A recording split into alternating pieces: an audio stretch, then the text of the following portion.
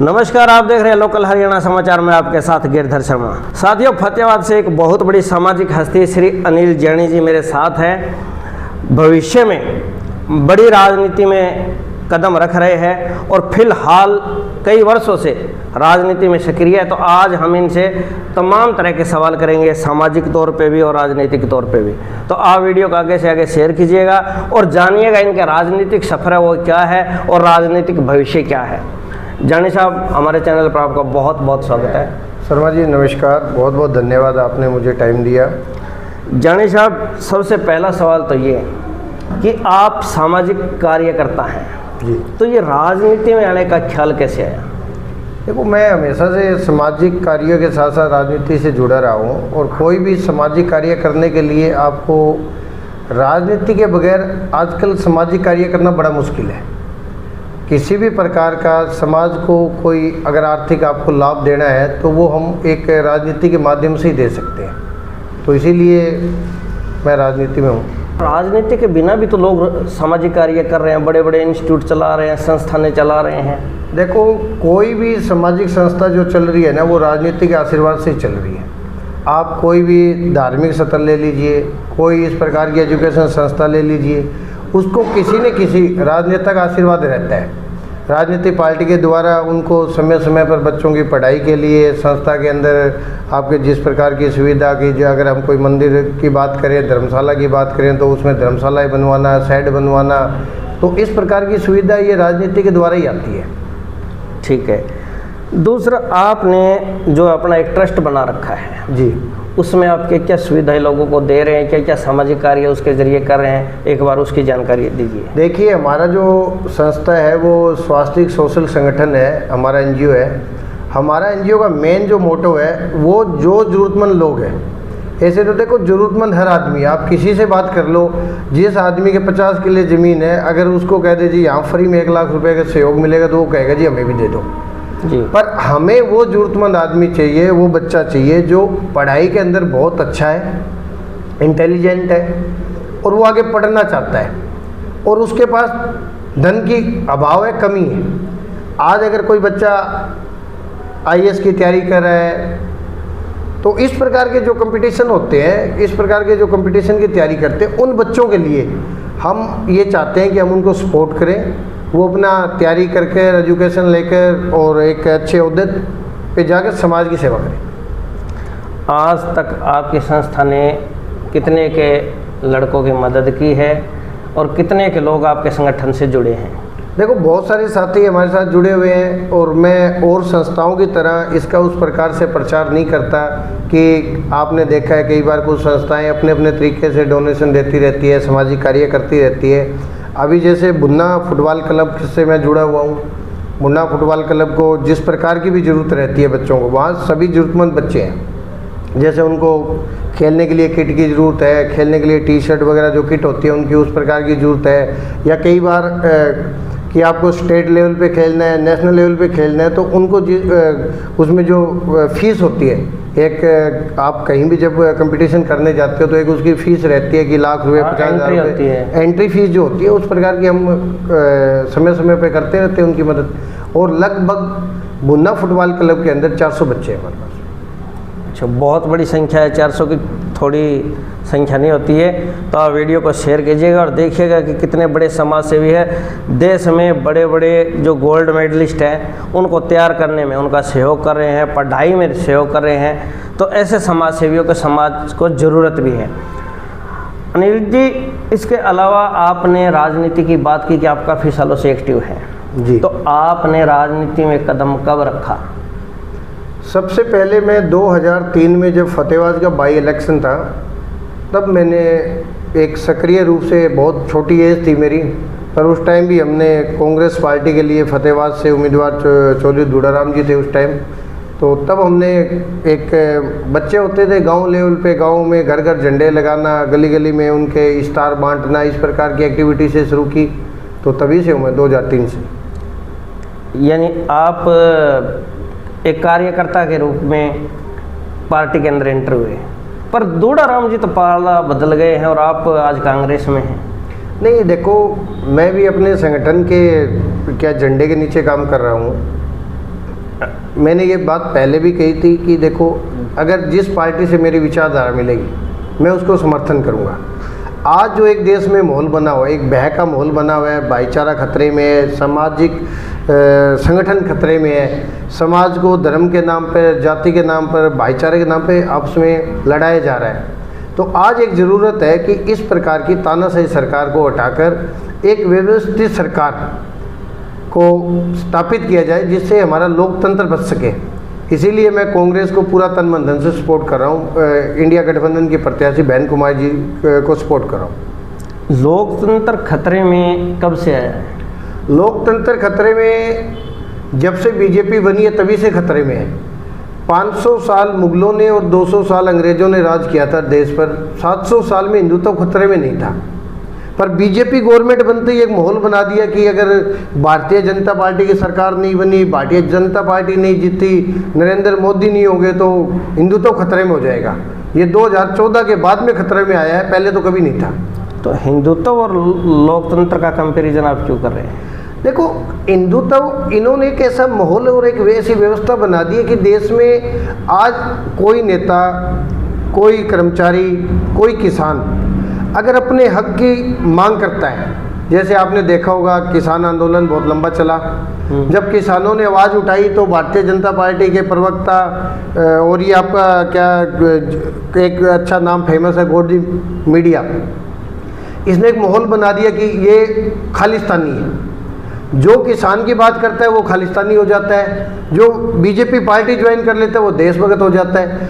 आज भारतीय जनता पार्टी के पास लगभग 200 कैंडिडेट कांग्रेस पार्टी छोड़कर या अदर पार्टियां छोड़कर, और अदर पार्टी में भी वो कांग्रेस से गए होंगे। आज जैसे भी कोई भी नेता बीजेपी ज्वाइन कर लेता है तो वो क्या है कि राष्ट्रवादी बन जाता है, और अदर पार्टी में रहता है तब तक वो देशद्रोही है, खालिस्तानी है, पाकिस्तानी है। तो आप बात ले गए सेंटर सरकार तक, आप केंद्र में चले गए और बात कर रहे थे हम लोकल की। तो अब मैं आपसे ये सवाल करूँगा कि जो आपके राजनीतिक गुरु आप किसे मानते हैं? देखो, मैं बचपन से अपने नाना जी के साथ चौधरी भजनलाल जी के पास जाता था, और उनका जो मिलनसार रवैया और उनका व्यवहार जनता के प्रति, और एक उन्होंने जो 36 बिरादरी के लिए जो काम किया है, मैं उनसे हमेशा बहुत प्रभावित हूँ। तो उनके ही परिवार से चौधरी कुलदीप बिश्नोई जी है, चंद्रमोहन जी है, तो बड़े बड़े राजनीतिज्ञ हैं और हरियाणा में बड़े नाम है, स्टार प्रचारक भी हैं वो। तो आप उनके साथ जाकर नहीं खड़े हुए, जबकि आप कांग्रेस में आकर कुमारी शैलजा के साथ खड़े हैं। नहीं, चौधरी चंद्रमोहन बिश्नोई जी को भी बहन कुमारी शैलजा जी के साथ चल रहे हैं। उन्होंने फतेहाबाद विधानसभा में, टवाणा विधानसभा में, रतिया विधानसभा में, सिरसा और डबाली विधानसभा में बहन कुमारी शैलजा जी के लिए प्रचार किया है, और उनके साथ मैं भी रहा हूँ हर प्लेटफॉर्म में। तो चंद्रमोहन जी प्रचार कर रहे हैं वहाँ चौधरी कुलदीप बिश्नोई जी भी आ रहे हैं, उसी बेल्ट में प्रचार प्रसार कर रहे हैं। देखो जी, कुलदीप बिश्नोई जी आज भारतीय जनता पार्टी में है। जो उनकी पार्टी ने उनकी ड्यूटी लगाई है वो अपना धर्म निभा रहे हैं, और चौधरी चंद्रमोहन जी अपना धर्म निभा रहे हैं। तो धर्म संकट तो वोटर के लिए हो गया ना, कि एक ही कम्युनिटी का, बिश्नोई कम्युनिटी का वोटर है, और दो एक ही परिवार के बड़े नेता आते हैं जी, कहते हैं कि मेरी इज्जत रख लो, मेरी इज्जत रख लो। तो ऐसे में धर्म संकट तो पैदा हो गया। देखो ऐसा है जी, अगर मैं आज धर्म संकट की बात करूं तो ये धर्म संकट खुद भारतीय जनता पार्टी ने पैदा किया है। उन्होंने बार बार समाज को अपमानित करने का काम किया है, बार बार समाज को नीचा दिखाने का काम किया है। आज मुझे नहीं लगता कि इनकी इस प्रकार की करतूत के बाद में कोई समाज का आदमी इनको वोट देगा। एक बार हो सकता है कि समाज का एक चेहरा है चौधरी कुलदीप बिश्नोई जी, उनकी जनसभा में जाना मजबूरी हो सकती है, पर मुझे नहीं लगता कि वोट देना उनकी मजबूरी होगा। वो अपने अंतरात्मा की आवाज़ सुनेंगे, वो मन की आवाज़ सुनेंगे और उसी को वोट करेंगे। आपने नाम लिया अभी करतूत, तो ऐसी क्या करतूत रही भारतीय जनता पार्टी की कि बिश्नोई समाज के लोग वोट ना दें? देखो, अगर हम पार्टी लाइन की अगर बात करें तो भारतीय जनता पार्टी को बिश्नोई समाज ने 6 विधायक दे रखे हैं, और एक चौधरी कुलदीप बिश्नोई समाज के संरक्षक होने के नाते एक बहुत बड़ा चेहरा है, जिनके नेतृत्व में भारतीय जनता पार्टी ने राजस्थान में चुनाव भी लड़ा और सरकार भी बनाई। उसके बाद में इनके साथ बार बार वादा खिलाफी की गई, तो उससे समाज पूरा नाराज़ हुआ है। और आज मुझे नहीं लगता है कि समाज में वो एक माहौल है जो आज से 2-4 महीने पहले कुलदीप जी के साथ तन मन धन से खड़े रहते थे भारतीय जनता पार्टी के लिए। आज समाज का हर आदमी कहता है कि इस पार्टी ने बार बार समाज को नीचा दिखाने का काम किया, तो इसको तो वोट नहीं देंगे। कुलदीप बिश्नोई तो काफ़ी खुश नज़र आ रहे हैं। अभी उनकी 2 जनसभाएं हो गई अपने एरिया में, धंगड़ गांव है अयालके में, तो उन्होंने तो सरेआम मांग भी किया और कहते हैं कि मेरे मनमुटाव दूर है। देखो, कुलदीप बिश्नोई जी समाज के बड़े चेहरा हैं, समाज के बड़े नेता हैं, और वो अगर कहीं भी जाएंगे तो देखो समाज उनका पूरा मान सम्मान करेगा, उनकी बातें सुनेगा। अब उनका मान सम्मान तो सबके सामने है ना, कि उनका हिसार से टिकट काटा गया चौधरी भजनलाल जी पर। माननीय पूर्व मुख्यमंत्री मनोहर लाल खट्टर के द्वारा एक टिप्पणी की गई। जब हमने सोशल मीडिया, अखबार मीडिया, प्रिंट मीडिया और आप जैसे भाइयों के माध्यम से उस आवाज़ को उठाया, तो खट्टर साहब ने खुद फतेहबाद में आकर ये स्वीकार किया कि मेरे कहने का मतलब ये नहीं। खट्टर साहब पहले उनको अपमानित किया और फिर एक झूठ पे झूठ क्या कि दोबारा बोला उन्होंने कहा कि मैं चौधरी भजनलाल जी के साथ काफ़ी बार मिलता था, उनसे बातचीत करता था, और ये सारी व्यवस्था उनसे मैंने बैठ के बात करके बनाई है। आप खुद ये बता सकते हो, पूरे समाज से पूछ लो, अगर मनोहर लाल खट्टर जी एक बार भी अगर भजनलाल जी से मिले हो तो मैं गारंटी देता हूँ मिले नहीं, कभी नहीं मिले। तो एक सीएम होके क्या वो इतना बड़ा झूठ बोल गए रैली में? देखो, चौधरी भजनलाल जी खुद कहते थे भारतीय जनता पार्टी के लिए कि भारतीय जनता पार्टी को मैं चिमटे से छूना भी पसंद नहीं करता। और चौधरी भजनलाल जी का स्वर्गवास जब हुआ तब वो अपनी पार्टी में थे, हरियाणा जनहित कांग्रेस में। तब भारतीय जनता पार्टी और हरियाणा जनहित कांग्रेस का दूर दूर का कोई नाता नहीं था। तो मुझे नहीं लगता है कि उस टाइम मनोहर लाल खट्टर जी का इतना बड़ा कद हो कि वो भजनलाल जी से मिले हो। बात हम लेके आना चाहते थे फतेहबाद पर, आपने फिर एक और आगे सवाल छोड़ दिया। आपने कहा कि चिमटे से छूना भी नहीं चाहते थे, मगर भव्य बिश्नोई भारतीय जनता पार्टी के ही विधायक हैं। दूसरी अगर मैं बात करूं तो कुलदीप बिश्नोई जी के साथ जो आज संबंध है, नायब सैनी जी बार बार उनसे मिल रहे हैं और बड़े नेता है वो भी आ रहे हैं, और हो सकता है कि बड़ी रैली हिसार में हो, मोदी जी की हो या अमित शाह जी की हो, तो उनमें से उन्हें सबसे आगे रखा जाए और कल को कोई बड़ा पद दिया जाए। तो ये तो एक परिवार मानते हैं उसको, भारतीय जनता पार्टी को, और आप कह रहे हो कि वो छुड़ाव तक पसंद नहीं करते थे। देखो जी, अगर परिवार मानते तो बार बार समाज के साथ खिलवाड़ नहीं करते, बार बार समाज पे टिप्पणी नहीं करते। पहले इन्होंने खट्टर साहब ने खुद आदमपुर की रैली में कहा था कि आप मुझे भव्य का हाथ पकड़ा दो, बाकी मैं देख लूँगा। वो जनता ने तो हाथ पकड़ा दिया, पर खट्टर साहब का हाथ खुद मोदी जी ने छोड़ दिया।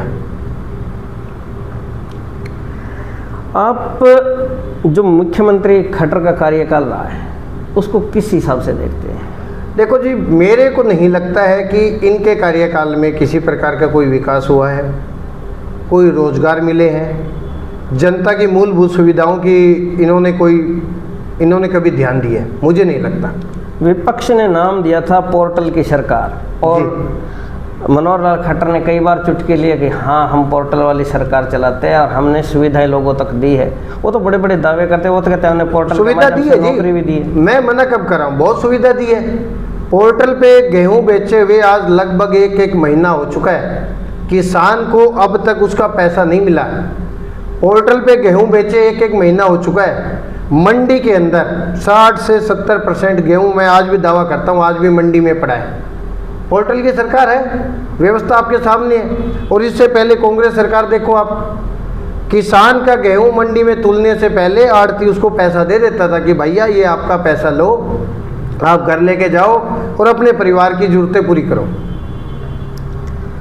दूसरा, अगर आपका राजनीतिक भविष्य देखा जाए जी, तो आपका राजनीतिक भविष्य क्या है? क्योंकि अभी तक आपने कोई बड़ी एंट्री तो की नहीं है, आप एक लोकल राजनीति करते रहे हैं, तो बड़ा अगला कदम क्या होगा आपका? नहीं, अगला कदम क्या है जी, हमें जनता की सेवा करनी है, जनता के बीच में रहना है। और जो मूलभूत सुविधाएं जनता को नहीं मिली, स्वास्थ्य, शिक्षा, रोजगार, ये सब सरकार के पोर्टल पे दिखाने के लिए है, फिजिकली कहीं नहीं है। इनका वादा था 100 स्मार्ट सिटी। मैं कहता हूँ जो स्मार्ट सिटी थी इन्होंने उसको भी ख़राब करने का काम किया है। इन्होंने फतेहाबाद सिटी का भी नाम बदल के इसको एक नाम दिया था। क्या वो रख रखाव व्यवस्था आपको दिख रही है फतेहाबाद में? कहीं सड़कों पर आप जाके देखो, डिवाइडर आपके टूटे हुए हैं, कहीं फल फूल के आपने पेड़ पौधे नहीं है, कहीं साफ सफाई नहीं है, गंदगी का अंबार है शहर में। तो क्या हम एक उम्मीद कर सकते हैं कि फतेहाबाद को एक कोई बड़ा बिश्नोई नेता दूसरा मिलने जा रहा है? देखो, अगर फतेहाबाद की जनता ने आशीर्वाद दिया तो मैं आपको विश्वास दिलाता हूँ फतेहाबाद को चंडीगढ़ बना देंगे, उससे भी सुंदर शहर, हरा भरा और सबसे स्वच्छ शहर होगा फतेहाबाद। हरियाणा की 90 विधानसभा में अगर कहीं चर्चा होगी तो वो फतेहाबाद की रहेगी। चौधरी दुड़ाराम जी आपके सामने बड़े कद्दावर नेता हैं और आपको पता है कि राजनीति के मंजे हुए खिलाड़ी हैं। तो पार्टी की टिकट अगर आती है, कोई बड़ी पार्टी जिसकी जीतने की उम्मीद हो, तो वो अक्सर चौधरी दुड़ाराम की झोली में ही जाती है। तो ऐसे में आप क्या करेंगे? टिकट के बारे में क्या ख्याल है? किस पार्टी से चुनाव लड़ेंगे और क्या आगे की रणनीति है? देखो जी, मैं पार्टी सिंबल की तो बात की बात है, मैं तो जनता के लिए एक चेहरा हूँ, एक विजन हूँ। चुनाव तो फतेहाबाद की जनता लड़ेगी। अगर जनता को व्यवस्था बदलनी है, शहर की सिस्टम को बदलना है, यहाँ अच्छी शिक्षा, अच्छा स्वास्थ्य सुविधा, अच्छा शहर का रख रखाव अगर चाहिए तो एक जनता बहुत बड़ा फैसला लेगी। दूसरा, अगर हम देखें कि जनता जनार्दन का साथ जरूरी है, तो आपने अब तक कितने के गांवों में जानकारियां जुटाई है, बनाई है, कितना का बड़ा एक जनता जनार्दन का पोर्टल खड़ा किया आपने? देखो जी, इलेक्शन में जब एक कैंडिडेट आता है ना, तो लोग उसका विजन सुनते हैं कि विजन क्या है। आपने 5 साल क्या किया, 10 साल क्या किया, 20 साल क्या किया, जब तक आपके पास कलम की ताकत नहीं है, आप कितने भी घूमते रहो, मुझे नहीं लगता कि आप कुछ बड़ा कर पाओगे। और आज तक फतेहाबाद की जनता ने जिसको कलम की ताकत दी है, मुझे नहीं लगता कि उन्होंने उस लेवल से अपनी जिम्मेवारियां निभाई है। आज पिछले 10 साल से सेंटर में सरकार है, 10 साल से स्टेट में सरकार है, सिर्फ एक विकास के नाम का हुल्ला है, विकास कहीं नहीं है। अगर आपको नज़र आए तो मुझे बताना। आपने बात की शहर का विकास करेंगे, इन्हें चंडीगढ़ बना देंगे जी, पर गांवों के लिए क्या विजन है आपका? स्कूल व्यवस्था को सुधारेंगे, गांव के जो चिकित्सालय सुविधा है उनको सुधारेंगे, वाटर वर्क सुविधा है जो हर घर तक पानी पहुंचाने की व्यवस्था है उसको हम सुधारेंगे, पशु हॉस्पिटल जो है गांव के उनकी व्यवस्था को सुधारा जाएगा। आज आप सर्वे कर सकते हैं, किसी भी गांव में ये मूलभूत सुविधा बहुत कम मिलेगी आपको, नामात्र। अब तक सरकार बदली, चेहरा तो वही रहा। चौधरी दुड़ाराम जी कांग्रेस में थे, चौधरी दुड़ाराम जी आज भारतीय जनता पार्टी में। अभी जैसा आपने कहा कि आपने दुड़ाराम जी सरकार के साथ अपना क्या है कि जुगाड़ बिठा के टिकट ले आएंगे, तो चेहरा वही रहा तो सुविधा नहीं बदलेगी ना। सबसे पहले आपको चेहरा बदलना पड़ेगा और एक विजन होना चाहिए उस चेहरे के पीछे। लोकसभा चुनाव चल रहे हैं जी, आपने कुमारी शैलजा का समर्थन किया है अपने समर्थकों के साथ, तो लोकसभा चुनाव में आपको क्या लग रहा है? देखो, लोकसभा चुनाव में एक आज की तारीख में जैसा आपने देखा था कि 2014 और 19 में भारतीय जनता पार्टी का जैसा माहौल था, आज उससे भी ज़्यादा ज़बरदस्त माहौल कांग्रेस पार्टी के पक्ष में है। आज की तारीख में मैं आपके चैनल के माध्यम से दावा करता हूँ 10 लोकसभा, 1 करनाल की विधानसभा और 1 चंडीगढ़ की लोकसभा, हम 12 की 12 सीटें इंडिया गठबंधन जीत रहा है। इंडिया गठबंधन जीत रहा है, पर लोग अक्सर कहते हैं कि जनता चुनाव लड़ रही है, कांग्रेस से जुड़े लोग ये भी कहते हैं कि ये भारतीय जनता पार्टी के खिलाफ माहौल है। तो फिर जनता अगर चुनाव लड़ रही है तो जनता का जमघट दिख नहीं रहा कहीं भी, चाहे वो भारतीय जनता पार्टी का है चाहे कांग्रेस है, किसी के साथ जनता नहीं दिख रही, सिर्फ कार्यकर्ताओं की भीड़ नजर आती है। कार्यकर्ता नहीं है सर, वो एक्चुअल वोटर है। मैं बहन कुमारी शैलजा जी के साथ टोहाना विधानसभा के सारे गांव मैंने किए, रतिया के गांव किए, फतेहाबाद विधानसभा के गांव मैंने किए। आप हर गांव में जाके देखो, आप तुलना करो। बीजेपी का जब प्रत्याशी जाता है तो उनको काले झंडे दिखाए जाते हैं, विरोध किया जाता है, पर जब इंडिया गठबंधन का प्रत्याशी जाता है तो पूरी छत्तीस बिरादरी फूल मालाओं से, लड्डुओं से, इतना मान सम्मान और प्यार। मैं कहता हूं कि पिछली बार जिस मार्जिन से भारतीय जनता पार्टी का कैंडिडेट यहाँ से जीता था, उससे डबल से भी बहन कुमारी शैलजा जी जीत रही। दूसरा, जातिगत समीकरणों की बात करें तो जातिगत समीकरण में तो दोनों चीज़ें बराबर हैं और भारतीय जनता पार्टी के पास 2 विधायक है वर्तमान में जी, फतेहाबाद और रतिया से, और कांग्रेस के पास भी 2 ही है। आपने सर थोड़ा गलत कहा है, भारतीय जनता पार्टी के पास वैसे 3 है। टोहाना भी उन्हीं का ही है, उन्हीं के साथ ही थे, गठबंधन के विधायक थे वो। 3 विधायक होने के बाद भी ऐसे देखा जाए तो 5 भी हो गए हैं, क्योंकि गोपाल कांडा और रानिया से नहीं, अगर पूरी लोकसभा में जाएंगे तो देखो सारे बीजेपी के हो जाएंगे। पूरी लोकसभा की बात नहीं करें, हम फतेहाबाद डिस्ट्रिक्ट की बात करें। फतेहाबाद डिस्ट्रिक्ट के अंदर तीनों विधायक सरकार के होते हुए भी अगर आप फतेहाबाद जिले में कोई विकास है तो मुझे बताइए। कितने की जीत मान रहे आप फतेहाबाद से? मैं पूरी कॉन्स्टिट्यूंसी की अगर बात करूं, वैसे तो 9 की 9 विधानसभाओं के अंदर कंपटीशन है कि फतेहाबाद कह रहा है हम ज़्यादा लीड देंगे, टोहाना कह रहा है हम देंगे, रतिया कह रहा है हम देंगे, नरवाना कह रहा है हम देंगे। वैसे तो हर विधानसभा में अपना कंपटीशन है, पर आप ये मान के चलो बहन कुमारी शैलजा जी मुझे लगता है लगभग 7 लाख प्लस वोटों से जीतेगी। अनिल जी, भारतीय जनता पार्टी दावा कर रही है अब की बार 400 पार, ठीक है, तो 400 पार आपको कितना का ज़्यादा देख रहा है? और अगर 400 पार जाएगी भारतीय जनता पार्टी तो कितनी के आगे जा सकती है? और कांग्रेस या इंडिया गठबंधन का अगर आप जिक्र कर रहे हैं तो वो कितने तक सिमट सकता है? देखो, आपने बहुत अच्छा सवाल किया। बिल्कुल भारतीय जनता पार्टी जो कह रही है 400 पार, वो सही कह रही है।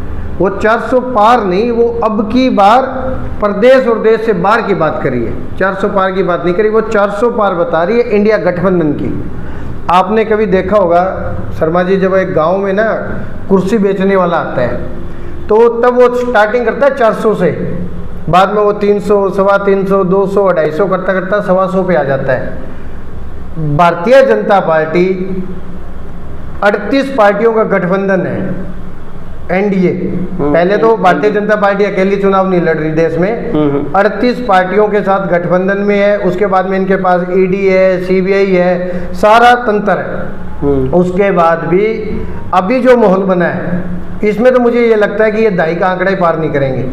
पर आज से पहले जो माहौल था उसमें ये 125 के आसपास थे। वो कुर्सी वाला चुटकुला है, 400 में नहीं 125 में बेच के जाएंगे, यानी 125 सीटें आप बता रहे हैं बड़ी मुश्किल से। पर जो हरियाणा है, हरियाणा के अंदर 10 सीटें हैं, उनमें से 8 पे बीजेपी जीत क्लियर मान रही है, 2 पे उन्हें टक्कर महसूस हो रही है, सिरसा और रोहतक पे। देखो जी, 8 में मुझे नहीं लगता कौन सी सीट पे वोट आपने क्लियर मान रहे हैं। भारतीय जनता पार्टी हरियाणा के अंदर 10 की 10 सीटें हारी हुई है। ये तो एक लोगों में एक भ्रम पैदा किया जा रहा है कि हमारी जमानत कैसे बचे। आप ये बताओ कि एक गांव बता दो मुझे कि भारतीय जनता पार्टी का प्रत्याशी जा रहा है और उसका विरोध नहीं है। एक गांव मुझे ऐसा दिखा दो जहाँ इनके पीछे हजारों की आपने तादाद में समर्थक खड़े हैं, कहीं है ही नहीं। इन्होंने व्यापारी को इन्होंने लूटा है, कर्मचारी को इन्होंने लूटा है, सरपंचों को इन्होंने लूटा है। इन्होंने ऐसा कौन सा एक महकमा है जिसको इन्होंने छोड़ा है? जो ग्राम पंचायत, जो गांव का एक सबसे बड़ा मुखिया होता है और जो गांव से ही ब्लॉक और ब्लॉक से ही अपना जिला और जिले से प्रदेश बनता है और प्रदेश से देश बनता है, इन्होंने गांव की ईंट को खोखला करने का काम किया है। इन्होंने सरपंचों के अधिकार छीने, इन्होंने किसानों के अधिकार छीने, इन्होंने कर्मचारियों के अधिकार छीने। अगर बात करें कि आप जैसा कह रहे हैं अगर वैसा हो देश में, तो कांग्रेस की तरफ से या इंडिया गठबंधन की तरफ से प्रधानमंत्री का चेहरा कौन होगा? देखो, यही तो एक भ्रम है। क्या जब 2004 में इलेक्शन हुआ तो किसी को ये पता था कि माननीय मनमोहन सिंह जी देश के प्रधानमंत्री होंगे? एक देश को ऐसा मजबूत प्रधानमंत्री दिया कांग्रेस पार्टी ने। जब अमेरिका के अंदर आर्थिक महामंदी आ गई, पूरा अमेरिका डगमगा गया था, तब भी इंडिया बहुत स्पीड से आगे बढ़ रहा था, हमारी जीडीपी बहुत अच्छी बढ़ रही थी। तो इंडिया गठबंधन के पास कैंडिडेटों की और प्राइम मिनिस्टर की कमी नहीं है। एक से एक ऊर्जावान, एक से एक मेहनती और एक से एक ईमानदार आदमी है। और अगर हम भारतीय जनता पार्टी की बात करें, ये एक सिर्फ चेहरा और मखौटे पे चुनाव लड़ रहे हैं। इनके पास सिर्फ जाति, धर्म, मंदिर मस्जिद, इसके अलावा इनके कभी भी किसी भी प्रवक्ता से आप 5 मिनट 2 मिनट डिबेट करके देख लेना, इनके हर तीसरे शब्द में मंदिर और हर दूसरे शब्द में पाकिस्तान रहेगा। पर क्या इन्होंने 10 साल में कुछ किया? वो तो कह रहे कि अपनी पूरे विश्व में धाक जमी हुई है, आज भारत की तुत्ती बोल रही है, विश्व गुरु बनने जा रहे हैं। हाँ, सही कह रहे हैं, वो झूठ नहीं कह रहे। विश्व में धाक जमी है। यहाँ से बड़े बड़े व्यापारियों को सरकार का पैसा, जनता का पैसा उनका माफ़ करके उनको दे दे के देश से भगाया जा रहा है, और वो दूसरे देश में जाके बड़े मज़े से रह रहे हैं। देश से जितने भी बड़े व्यापारी भाग कर गए, सबको भारतीय जनता पार्टी ने सपोर्ट किया है, और उनसे इलेक्ट्रॉनिक बॉन्ड के माध्यम से अरबों खरबों अपना पैसा लिया है। आज वैक्सीन बनाने वाली कंपनी, अभी जिसको 10 दिन पहले लंदन की कोर्ट में ये साबित हो गया कि वो वैक्सीन आम जनमानस के लिए हानिकारक है। आज उसके लगाने से हार्ट अटैक भी हो सकता है, उसको लगाने से आपका ब्रेन हेमरेज भी हो सकती है। इस प्रकार की समस्या वाली वैक्सीन को इन्होंने इतना बड़े लेवल पे प्रमोट किया, और जब वो जनता के सामने सच आया तो माननीय प्रधानमंत्री जी का फ़ोटो हटा लिया गया वहाँ से। जब पूछा गया तो बोले जी आचार संहिता है, तो आचार संहिता लगे तो आज 2 महीने हो गए, वो फोटो एक कोर्ट के जवाब के बाद में क्यों हटा? अगर इसके अलावा बात करें राष्ट्रवाद की, तो भारतीय जनता पार्टी ने राष्ट्र प्रेम की भावना लोगों के अंदर पैदा की है, और जो राष्ट्र के लिए बड़े निर्णय लेने थे वो कांग्रेस ने ना कभी लिए ना ले पाती, ऐसा मानना है भारतीय जनता पार्टी के नेताओं का, कार्यकर्ताओं का, कि धारा 370 जो हटाई है उस जैसा बड़ा फैसला भारतीय जनता पार्टी ने लिया है। देखिए शर्मा जी, पहले तो मैं आपको ये बता दूं कि धारा 370 नहीं हटी। धारा 370 का बी एक्ट है जो वो हटा है, और बी एक्ट के अंदर क्या था कि आज जैसे राजस्थान के अंदर जहाँ सिद्धमुख का, राजकनाल का पानी लगता है, वहाँ बाहर का आदमी जाके ज़मीन नहीं खरीद सकता। इस प्रकार की व्यवस्था मध्य प्रदेश के अंदर भी है। दौसा, सवाई माधोपुर और इस एरिया के आसपास का जो एरिया है वहाँ भी ये व्यवस्था है कि वहाँ SC BC जो आपने कम्युनिटी के लोग हैं उनकी ज़मीन जनरल कैटेगरी का आदमी नहीं ले सकता। ये व्यवस्था इसलिए बनाई गई थी कि कुछ पूंजीपति लोग छोटे लोगों की ज़मीनें ना हड़प ले, ये एक व्यवस्था थी। आज धारा 370 को के बी को हटाकर भारतीय जनता पार्टी ने वहाँ एक प्रोडक्ट निकला है जिससे इलेक्ट्रॉनिक बैटरी वगैरह और ये इस प्रकार की उत्पाद होता है, वो बेशुमार कीमती जमीन कौड़ियों के भाव अडानी और अंबानी को बेचने के लिए भी हटा है। जब धारा 370 हटी, एक बड़ा चुटकुला फेमस था, बोले अब तो कश्मीर में हम प्लाट लेंगे, मकान लेंगे, कश्मीर से बहू लेके आएंगे। कितने के लोगों ने वहाँ प्लाट खरीदे, पर अडानी और अंबानी तो हजारों एकड़ों में ज़मीनें खरीदी है वहाँ पे। पर प्रस्तुति तो यही हो रही है कि 370 हट चुकी नहीं, वो आप बी की बात कर रहे हैं। देखो जनता क्या देखती है, जनता टीवी देखती है, जनता न्यूज़पेपर देखती है। आज की तारीख में मीडिया इन्हीं के दबाव में काम कर रहा है। ये जो कहते हैं वो चीज़ें दिखाई जा रही है, और जो दिखाई जा रही है जनता मान लेती है, विश्वास कर लेती है। पर एक्चुअली अगर आपको देखना है तो आप जो फैसले उनको पढ़ो ना। कोई भी जजमेंट आती है किसी प्रकार की भी, चाहे वो कोर्ट की हो, चाहे वो सरकार का कोई नया कानून बना हो, जैसे इन्होंने कहा कृषि कानून जनता के लिए कानून है। जब जनता सड़कों पे आई और जब जनता को उस काले कानून का पता चला, 13 महीने तक किसानों के संघर्ष के बाद, 750 से ज़्यादा किसानों की शहादत के बाद, शहीदी के बाद, देश के प्रधानमंत्री ने उन किसानों के लिए एक शब्द नहीं बोला। अभी एक पीछे गाना आया था, राम आएंगे तो अंगना सजाएंगे और अगर किसान आएंगे तो किले लगाएंगे। इन्होंने दिल्ली के तरफ चारों तरफ किले लगाकर उस किसान का रास्ता रोकने का काम किया, उस अन्नदाता का रास्ता रोकने का काम किया। आज उसी अन्नदाता की चौखट पे जाकर अलग अलग मुखट्टे से कभी नरेंद्र मोदी जी कहीं पे सेवा कर रहे हैं, कहीं लंगर में जा रहे हैं, कहीं गुरुद्वारे में जा रहे हैं। ये उन्हीं किसान अन्नदाताओं के पास जा रहे हैं जिनको इन्होंने कभी खालिस्तानी की संज्ञा दी थी। राम मंदिर तो बन चुका है। और बनवाया अभी बीजेपी नहीं है, देखो संघर्ष भी किया। राम के अंदर हर व्यक्ति की आस्था है और प्रभु श्री राम के बारे में कहा जाता है कि प्रभु श्री राम हर कण कण में विद्यमान है। क्या जब राम मंदिर नहीं था क्या राम की पूजा नहीं होती थी?